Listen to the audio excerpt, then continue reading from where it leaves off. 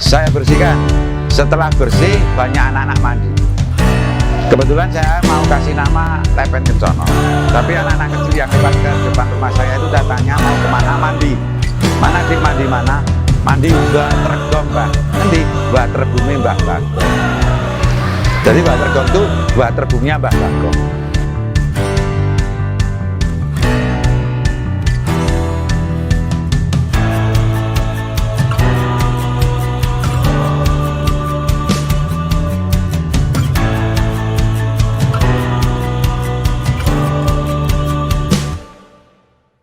Nama saya Bagong Margono, tapi banyak orang manggil saya Bagong, jadi saya tetap senang lebih dipanggil Bagong bukan Margono. Lokasinya di Busur, Karanglo, Pulan Harjo, dan panjang sungai ini adalah 200 meter, kurang lebih.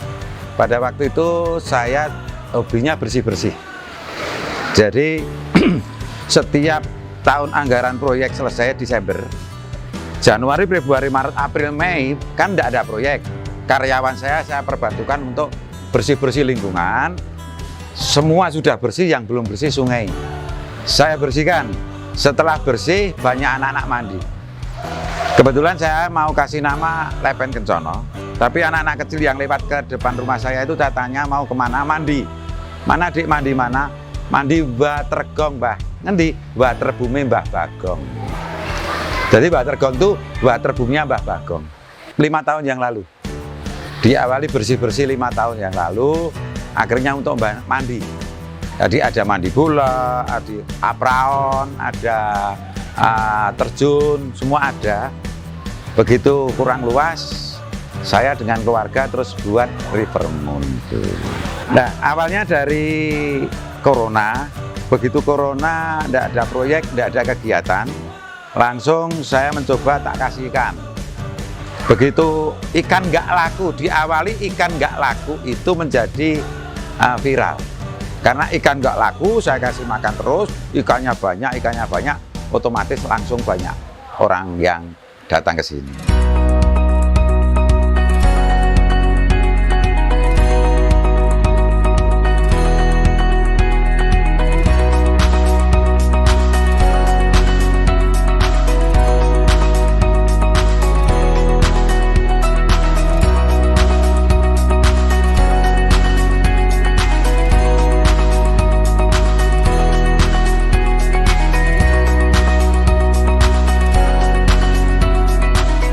Sebetulnya yang namanya bisnis itu tidak semata-mata bisnis. Orang itu harus senang dulu. Saya di sini tidak cari profit awalnya, tapi senang. Begitu senang, berjalan dengan baik, akhirnya profit muncul. Begitu profit muncul, saya ngikuti pada orang-orang yang hadir ke sini. Minta apa? Pak Bagong, ini baiknya seperti ini, baiknya dikasih ini, baiknya gini, saya ikuti saja.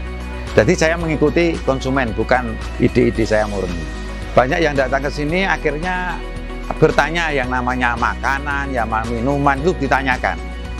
Termasuk pakan ikan. Ini banyak yang datang ke sini dengan gratis. Mereka tanya, Pak, ini saya seneng makan ikan, Pak. Jual pakan ikan enggak, Pak? Jual pakan ikan enggak? Itu. Akhirnya saya putuskan pakan ikan saya yang di bawah diambil anak-anak muda, dikemasi, dijual oleh pemuda-muda itu. Tetap yang mengelola murni saya, tapi untuk tenaga kerja dan parkir dan lain sebagainya adalah masyarakat lingkungan. Karena saya punya prinsip bahwa hidup itu harus bermanfaat bagi orang banyak. Kalau sudah bermanfaat bagi orang banyak, hidup itu akan tenang. Banyak orang memandang yang namanya ikan itu bagus, di sungai bagus, untuk usaha bagus. Tapi tidak begitu menurut saya. Menurut saya itu hidup ini adalah di sini bumi dipijak, di sana langit dijunjung. Makanya saya sering ngomong pada orang-orang yang datang ke sini nggak punya sungai, kamu jangan berpikir sungai, adanya apa kamu? Adanya batu, ya itulah batu dijadikan uang. Adanya pasir, lah di tempat kamu pasir, ya pasir dijadikan uang. Ya, jadi jangan terfokus pada kalau rumah Anda tidak ada air, Anda ke sini terus berpikir untuk berbuat seperti ini, jelas nggak mungkin. Maka saya sarankan harus di sini di bumi pijak, di sana langit dijunjung. Adanya apa di tempat kamu? Kalau kamu tekun dan kalau kamu mau, pasti bisa. Karena di dalam diri manusia ada sifat-sifat Tuhan yang luar biasa.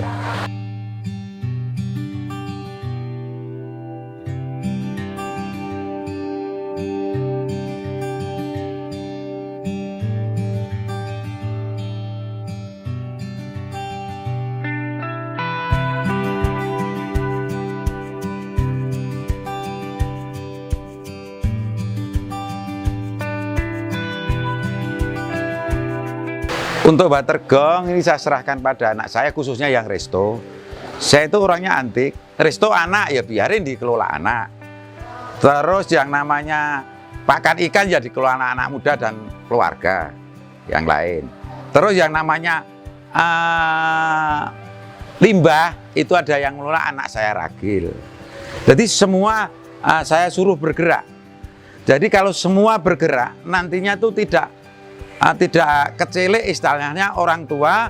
Begitu orang tua sudah gak ada, anak-anak mbak bisa bekerja. Harus dilibatkan semua.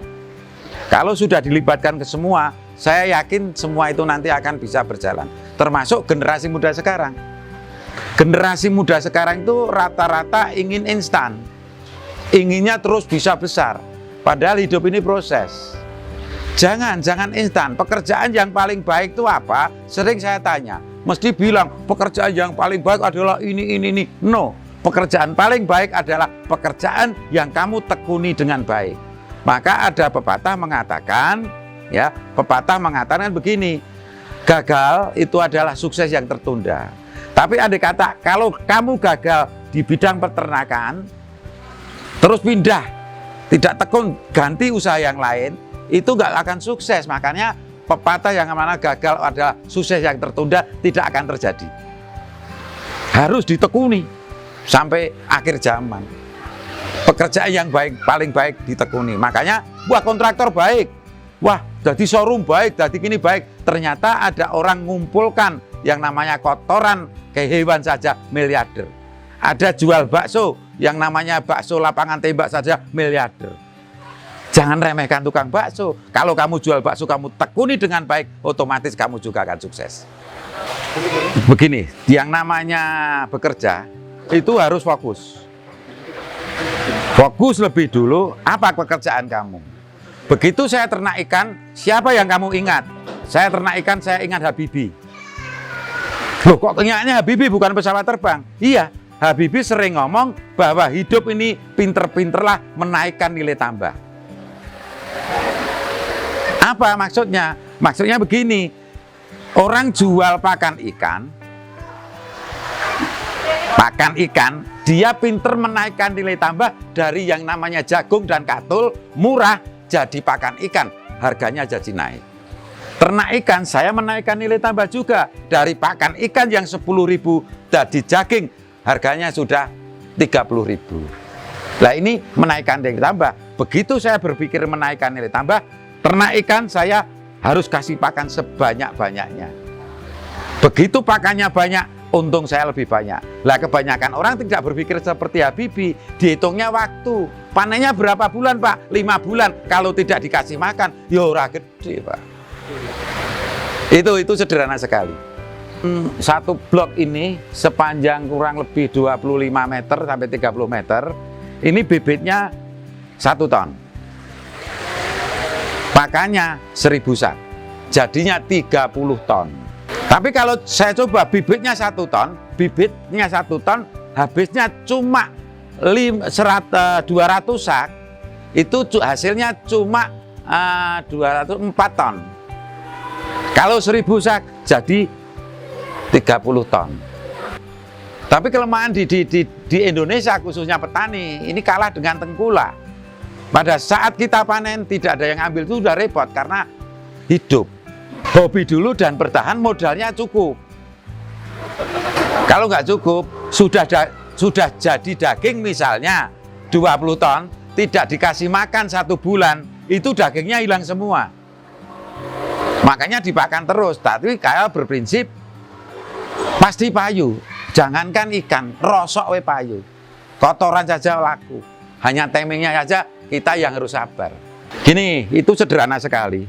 Generasi muda sekarang itu dari dulu, itu karena kita itu dijajah 350 tahun, ini sangat berpengaruh dengan generasi muda sekarang, yang notabene generasi muda itu inginnya menjadi pejabat, menjadi PNS. Gitu. Nah ini perlu diketahui. Maka generasi muda sekarang itu harus yakin jangan coba-coba jadi PNS kalau pengen kaya. Karena PNS itu punyanya NIP. NIP itu singkatan Nrimo ing Pandum. Jangan sampai nanti jadi PNS kaya raya, nggak boleh. Karena sudah dihitung oleh negara, Mulyani sudah menghitung seorang ini gajinya sekian, seorang ini gajinya, seorang guru gajinya sudah dihitung. Maka harus yakin kalau punya NIP mesti saya tidak punya uang banyak. Supaya punya uang banyak generasi muda, tekunilah pekerjaan. Jangan besar-besar, dari kecil dulu, karena proses. Tidak ada tanpa proses. Anda lihat pohon itu kuat karena apa? Pohon ini kuat karena apa? Akarnya. Coba ini diangkat sama akarnya, terus ditanam di rumah, tumbang nggak? Tumbang. Pohon ini kuat karena ditempa oleh alam. Dari kecil sudah ditempa oleh alam, oleh angin. Maka generasi muda itu kalau ada masalah, kalau ada resiko-resiko tertentu, itu pendewasaan diri. Maka pohon itu dari kecil kena angin terus besar, kena angin besar nggak masalah, karena dari kecil sudah kena masalah. Maka jangan kaget kalau kamu punya masalah, banggalah bahwa kamu pendewasaan diri untuk sukses.